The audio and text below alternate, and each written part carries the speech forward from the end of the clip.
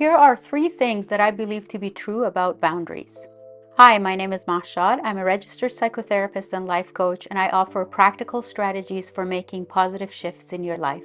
Many of us don't exactly know where we end and others begin. We may have grown up in families where our boundaries was not really respected, or maybe the culture didn't even have personal or individual boundaries as part of the code. So we grew up either learning to follow the rules of the family or follow the rules of the culture, and maybe we never actually had the space to ask ourselves, well, what do I think about this? How do I feel about this? What am I available for?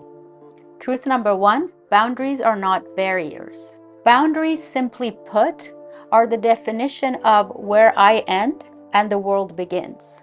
They are meant as a parameter and a guide so that we can hold space for who we are, our values, our needs, our preferences, and for the world to understand them. Boundaries actually allow us to show up fully in a relationship without the fear of losing ourselves in it. When we're aware of our own thoughts, beliefs, preferences, and desires, we're also able to communicate them more authentically. We don't have to mold ourselves or lose ourselves in a relationship, which, to be honest, actually creates more of a distance, not only in the relationship because we're not there truly, but also within ourselves. When we honor our own boundaries and parameters, we tend to also honor and respect them in others. Having boundaries actually helps us deepen the connection between two full, authentic human beings.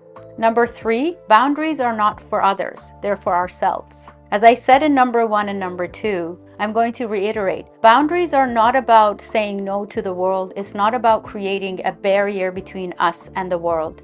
It's about us knowing who we are, where we end and the others begin. It would be really important for us to have that internal process of understanding what our values are, what our beliefs are, what our needs and preferences are, what we're available for and what we're not available for, and to be able to communicate that authentically to the world when we are engaging with anyone or anything.